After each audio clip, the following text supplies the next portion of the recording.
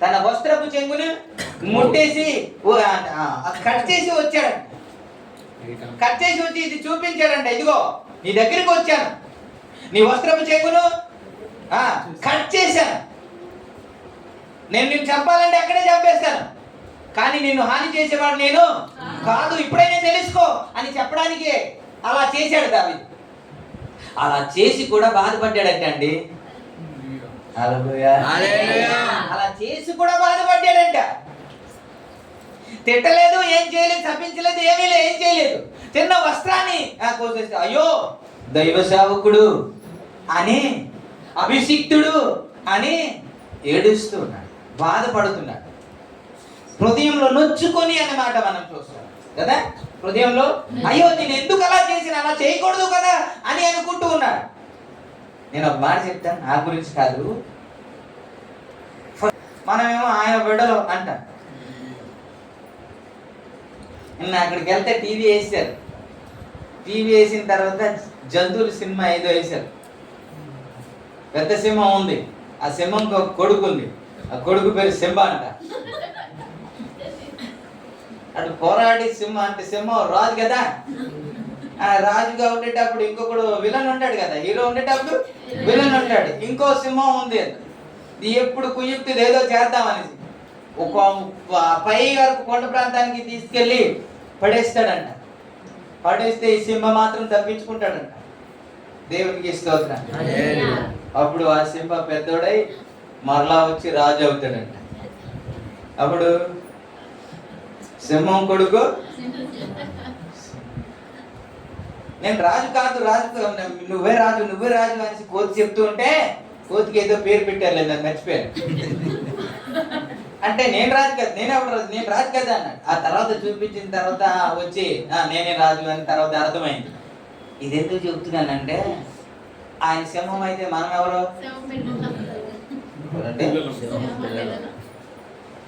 మన సింహం పిల్లలే కదా. ఆయన రాజు అయితే మనం ఎవరు యువరాజే కదా, రాజకుమారులే కదా. మరి ఆయన నిన్న నేడు అయితే మనం అయితే ఏంటి? నేను అదే చెప్తాను, చెప్పడానికి ఇవన్నీ చెప్పుకుని వచ్చాను. ఆయన నిన్నాడే నేడు నిరంతరం ఒకటే. మనమైతే నిన్నేమో ఒకటి, ఈ రోజేమో మరొకటి. సెట్ అవదు. ఇది ఏ టెస్ట్ చేస్తారు? డిఎన్ఏ. అది చేస్తే తేలాలిగా అతని కొడుకు అనేసి ఒకటి తేలిపోయింది అనుక, ఇదే టెస్ట్ జరుగుతుంది. అది ఇతని కొడుకా కాదా, యేసు రక్తం ఇక్కడ ఉందా లేదా అనేసి టెస్ట్ జరిగితే ఓకే అంటే అక్కడికి వెళ్తాం, లేకపోతే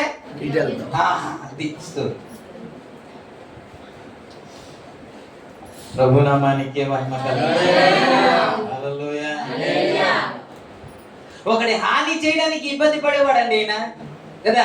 మొదట్లో కూడా మారు మనసు పొందే దినాల్లో మన వాళ్ళు కూడా అబద్ధము చెప్పకూడదు, తిట్టకూడదు, కోపడకూడదు, బూతులు మాట్లాడకూడదు అని ఫస్ట్ లో మాత్రం ఎంత ఉద్యోగం ఉంటా. ఆ తర్వాత పర్లేదులే, ఆ తర్వాత పర్లేదులే, ఆ తర్వాత పర్లేదులే అనేసి అన్ని మాట్లాడేసిన ఇప్పుడు ఏమీ అనిపించదు. దేవునికి ఇస్తారు. అప్పుడున్న ఆ భక్తి కొంతవరకు అవుతుంది. అప్పుడు ఎవరంటే రాజు అవ్వలేదు ఇంకా దావీదు. అప్పుడు రాజు అవ్వలేదు దావీదు. రాజు అయిన తర్వాత ధీమా వచ్చేసింది. రాజు అయిన తర్వాత రాజు కాకముందేమో నీతిగా ఉన్నాడు, రాజు కాకముందేమో యథార్థంగా ఉన్నాడు, రాజు కాకముందేమో దేవునికి ఇష్టడుగా ఉన్నాడు. రాజు అయిన తర్వాత ఇప్పుడు ఏం చేస్తున్నాడు తెలుసా? సమూయేలు గ్రంథం 2వ సమూయేలు 11వ అధ్యాయము 14వ వచనంలో, ఉదయమున దావీదు యుద్ధము మోపుగా జరుగుతున్న చోట ఊరియాను ముందు పెట్టి అతడు కొట్టబడి హతమగునట్లు నీవు అతని యొద్ద నుండి వెళ్ళిపోమని యోబాబునకు ఉత్తరము వ్రాయించి ఊరియా చేత పంపించి. అప్పుడు ఎలా ఉంది? ఒక వస్త్రాన్ని కొంచెం కోస్తే నొచ్చుకుంది. ఇప్పుడు ఒక వ్యక్తిని, నిరపరాధిని, యథార్థంగా జీవించిన వ్యక్తిని తప్పు చేయడమే మాత్రమే కాకుండా ఇప్పుడు ఊరియాని ఏదో విధంగా ఏం చేద్దా అంటే మందు తాగించి నువ్వు వెళ్ళు పడుకో అని ఏదో ప్రయత్నం చేశాడు. పడుకోబెట్టేసి ఆ పాపం తన మీద నెట్టేద్దాం అనుకున్నాడు, ప్రయత్నం చేశాడు. కానీ అతడు మాట్లాడుతున్న మాట ఏంటో తెలుసా? యోవాబు, సైన్యాధిపతి అయిన యోవాబు మందలో ఉంటుండగా, లేకపోతే సైన్యంలో ఉంటుండగా, మందసము గుడారంలో ఉంటుండగా, నేను ఇంటికెళ్ళి సుఖంగా ఉండడానికి ఎంత మాత్రం నేను ఒప్పుకోను, ఇక్కడే ఉంటాను అని అంత నమ్మకముగా మాట్లాడుతున్న ఒక సైనికుడిని చంపడానికి కూడా ఇష్టపడుతున్నాడండి దావీదు. ప్రభునామానికి మహిమ కలుగును. అప్పుడేమో చిన్న వస్త్రము కట్ చేస్తేనే అంత నొచ్చుకున్నాడు కదా, మరి ఇప్పుడు ఎంతగా నొచ్చుకోవాలి అయినా చెప్పండి. అని ఏమని తనకే ఒక లెటర్ రాసి పంపిస్తున్నాడు, సైన్యాధిపతికి ఇది ఇవ్వంటే చదవకూడదు కదా, తన మరణమే చేతిలో పట్టుకుని వెళ్తున్నాడు ఊరియా. అతనికి ఇచ్చిన తర్వాత చదివాడు. ఏంటి అని అంటే, యుద్ధం మోపుగా జరుగుతుండగా ధైర్యవంతులు ఉంటారు కదా, ముందు పెట్టే ఇతనే, ముందు పెట్టిన తర్వాత కొట్టబడి చచ్చినట్టు నువ్వు వెనక్కి వచ్చే అంటే చంపడానికి ప్లాన్ చేశాడు. అప్పుడున్న భక్తి ఇప్పుడు ఏమైంది? అప్పుడేమో రాజు అవ్వలేనప్పుడు, పెళ్లి కాలేనప్పుడు మాత్రం పెళ్లి సంబంధం రావాలని ప్రార్థన ఎక్కడ జరుగుతుంటే, ఉపవాసం ఎక్కడుంటే, మీటింగ్ ఎక్కడైతే అక్కడికే వెళ్తాం. పెళ్లి అయిపోయిన తర్వాత మళ్ళీ కొంత సమస్య వస్తుంది, పిల్లలు పుట్టరు కదా.